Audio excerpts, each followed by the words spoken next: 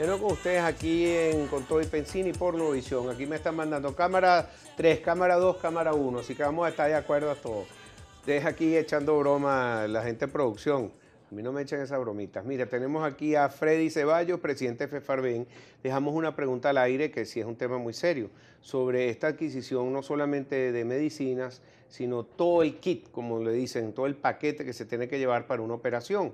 Y son distintos tipos de operaciones. Y seguramente que tiene algún tipo de medicamentos que se tiene que comprar con ese kit.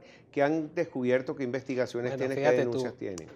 todos los insumos, y tanto los medicamentos como los insumos médicos, deben comprarse en establecimientos permisados, porque todos esos establecimientos tienen un permiso. ¿Qué está sucediendo? El contrabando que está entrando de ilícitos tanto farmacéuticos como de insumos médicos, los distribuyen fuera de estos establecimientos. Y por eso que tú consigues en kioscos, en los mismos hospitales. Nosotros nos han hecho denuncia, mira, hay una persona afuera que te dice qué es lo que te va a entregar y qué es lo que tú necesitas, cómo te vas a operar, y te lo quieren vender por fuera. Te los venden a precios, bueno, lo que ellos les da la gana, y aparte que te los venden al precio que ellos les da la gana, quien no te garantizan que eso sea un producto de primera calidad lo que te Claro. están dando. Por eso los pacientes deben ir a los establecimientos, en el caso de los Claro, pero en medicamentos, un caso de una establecimientos emergencia, ¿cómo haces? Porque la gente se desespera y tiene que pero, resolver. pero fíjate tú, ¿cómo resuelves tú si tú buscas un medicamento que no te va a dar el efecto? Eso es Claro. como cuando llegas a un medicamento vencido en un hospital. Ante la necesidad de la muerte, ante la emergencia, se ha llegado a usar medicamentos vencidos, pero eso no es el deber ser, porque cuando un medicamento llega vencido a un hospital, ¿por qué llegó vencido? ¿Quién hizo esas compras? Eso es lo que nosotros tenemos que revisar. Pero la misma situación, ante la emergencia de quedarte muerto, bueno, no, pues, tienes que hacerlo, Claro. pero no podemos crear un común denominador con respecto a esa situación, porque es que es una situación grave, Pedro, porque la mayoría de que eso está en kioscos o que está en sitios que no están permisados son ilícitos. Una panadería. Bueno, el otro día tuve Una aquí panadería, como mencionas tú, ¿cómo puede ser a un eso? invitado, el doctor Colán, que nos decía que había perdido varios pacientes, pacientes cardiovasculares, pacientes del corazón, porque no conseguían las medicinas, los vasodilatadores o un stem o una cantidad de cosas que se necesitan para el momento que tienen que operar de emergencia. ¿Qué está pasando también en Pero ese es que no sentido? solo eso, Pedro, ni siquiera tienes cómo hacer el diagnóstico. Hoy Ajá. en día, transfundirte una sangre, le hacen la serología, hay con qué hacerle la serología, hay cómo hacerle los exámenes. Los médicos están trabajando a ciegas. ¿Dónde están los exámenes si no tienes reactivos? O sea, esas son situaciones que tú tienes que ver. Ese médico, cómo ve perder los pacientes, porque es que el paciente muere fuera de la mesa de operación y tiene una oportunidad de sobrevivir y no pueden sobrevivir. ¿Cuántos pacientes se han quedado en el transcurso del tiempo antes de llegar a las mesas de operaciones? Y sobre todo, partes que tienen patologías cardiovasculares. No llegan a operarse porque pues lamentablemente no existen los insumos en el país. Y entonces eso no se ve. Pero solamente no son los pacientes cardiovasculares. ¿Cuántos hipertensos han llegado a un derrame cerebral? Porque llega un momento que le quedan 10 tabletas y dicen, bueno, me voy a tomar una cada 2 días, ¿entiendes? Y se dosifican, perdón. Y entonces esa situación la estamos viviendo, o están utilizando ajos. Se meten un ajo de la lengua porque no tienen antihipertensivos, He ¿entiendes? escuchado eso Se con están frecuencia. utilizando medicamentos de las casas de animalitos, ¿verdad? De los que venden También. medicamentos. Bueno, aquí llegó un Pero que momento que la, se utilizaba la prednisona de uso animal porque no había prednisona y eso. pero lo que pasa es que los animales necesitan unas dosis mucho más fuertes y son 10 veces que la del ser humano. Entonces, si no utilizas algún tipo de medio para disolverlo, entonces el ser humano se está metiendo 5 veces más y es muy No, bueno, peligroso. la dosis viene especificada porque a ti el medicamento te declara, tiene 50 miligramos, tiene tanto, a lo mejor el excipiente no es el mismo, pero una persona que esté perdiendo un riñón porque necesita proteger ese riñón y necesita una prednisona, no duda en ir a una casa de animalitos y comprar su prednisona porque no tiene alternativa. Hace poco, Hace poco unas personas perdieron unos órganos, ¿entiendes? ¿Cómo puede ser? Tú sabes lo que cuesta que te done un paciente, una sí. hermana, un órgano y después lo pierdas porque no tienes el medicamento. O sea, Y hay también, por ejemplo, pacientes que han tenido que recurrir, por ejemplo, que hubo una epidemia de sarna y han tenido que recurrir a algunas medicinas de animales, por ejemplo, en veterinarios y con la perros. ivermectina la estaban utilizando de uso animal, la ivermectina.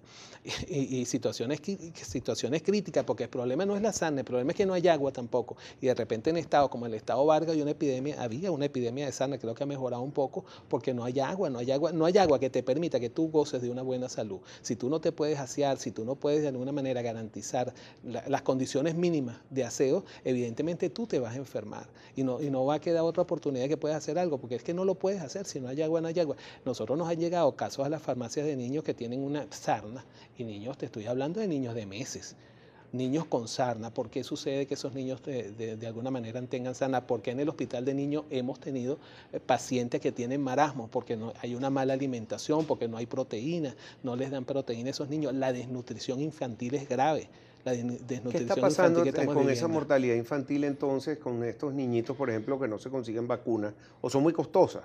No, pero es que no tienen solamente acceso. porque el Estado debe garantizar las vacunas. Lo que pasa es que no hay suficiente vacuna y entonces no vacunamos a todos los que debemos vacunar, ¿entiendes? Entonces muchos de esos niños prácticamente caen ante esta situación, ¿entiendes? No te basta, tú tienes que tener una cobertura de un 90 o un 95%, pero si cubres de repente solamente un 60%, y por eso tú ves la epidemia de difteria que tenemos, no solo en niños. Háblame de esa epidemia de Esa difteria. epidemia de difteria es grave, porque ¿Cómo se eso es evita? por vacuna. Pero la vacuna también parece que está creando una epidemia de gripe, porque cuando se la coloca a la gente parece que le puede dar gripe, porque he oído de varios casos. Ojalá, no nos han mencionado mucho ese caso, bueno, pero si le da gripe, pero si te protege la difteria, esa es la pentavalente. O sea, es una vacuna que te protege para varias patologías, pero pues lamentablemente no la hay. Y te voy a decir algo, hay que hacerle un reconocimiento a la Organización Panamericana de la Salud. Yo me reuní con el doctor Moya y ellos han hecho un trabajo extraordinario trabajando la OPS para Venezuela y con sus propios recursos, ¿entiendes? O sea, hay que aceptar la ayuda y hay que aceptar la ayuda humanitaria. Y la ayuda humanitaria no es para que tú digas que me van a venir los marines, no. La ayuda humanitaria es para que te dé un colchón y tratar de solucionar el grave problema que tenemos en el país. ¿Y la difteria cómo se cura?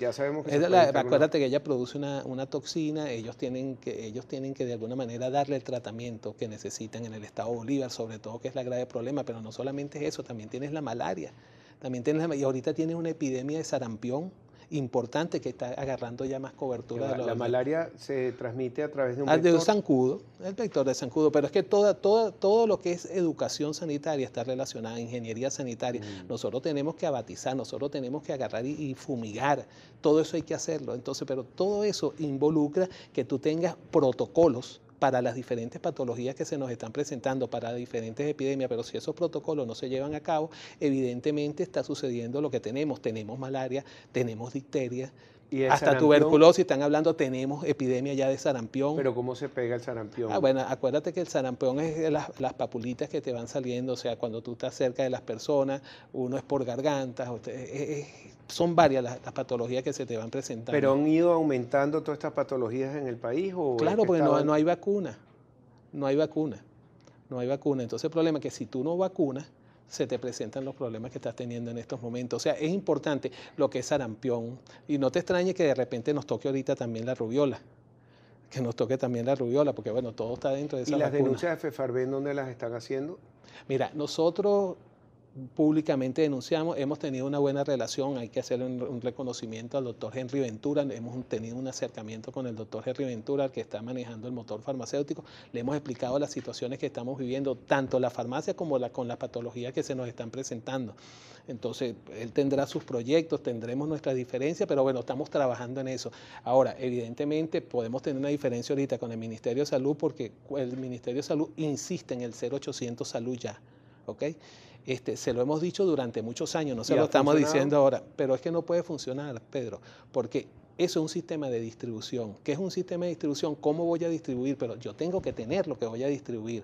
¿Cómo voy a yo distribuir algo si no tengo abastecimiento de medicamentos? Pero el otro problema que tiene, cuando nos dicen que no, pero necesitas el carnet de la patria, sería nefasto para un país. Qué bueno que solamente puedan vivir aquellos que dependan de un carnet político. Sí, yo creo que eso no es así, evidentemente, porque en un problema que hubo con las vacunas ahí en el sector, en uno de los registros de sectores sanitarios, los médicos mismos dijeron, no, aquí estamos vacunando a todo el mundo, pero no pueden dar esa información de un carnet, o sea, así sea político, de tratar de vender algo que no es. La salud, o sea, tú tienes que salvaguardar los derechos fundamentales del hombre. No puede ser que tu salud dependa de un carnet. Bueno, muchísimas gracias, Freddy, y que valgan estas denuncias para que las escuche el público y las personas, los organismos competentes, para que tomen acción sobre todo esto. Freddy Ceballos, presidente de FEFARVEN, muchísimas gracias por estar con nosotros. Y ya regresamos con más para ustedes en Con Todo y Pensini Globovisión.